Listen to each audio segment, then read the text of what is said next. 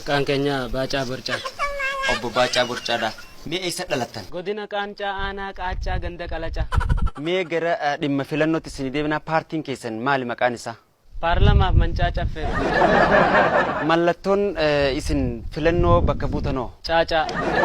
Bifa kamiin duulana filadhaa gaggeessu teessan? Bifa wacaa.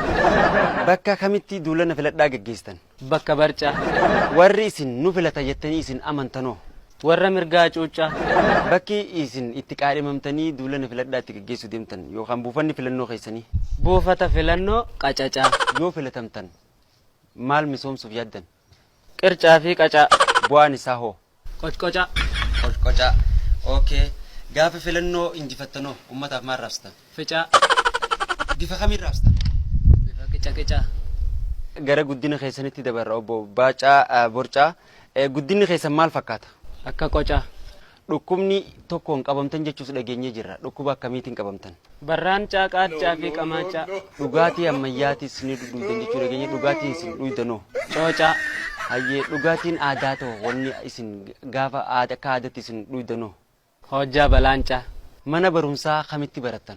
Alanfatanancaa. Amala keessanoo amala mana barumsaatti isin qabdan? Caa.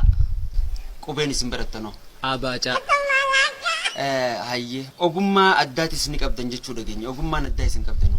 Bobboca. Bobboca jettanii hayyee badhaasafamtanii beeytanii? Waancaa.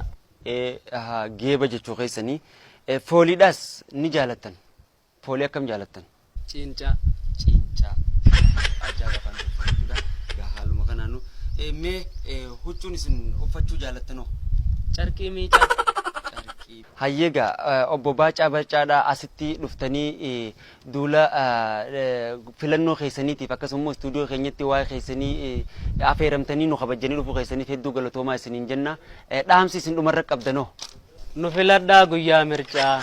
Dhumarratti wanni isin dhaammattan yoo jiraate? Asitti nu affeeruu keessaniif galanna keessan tumuudha.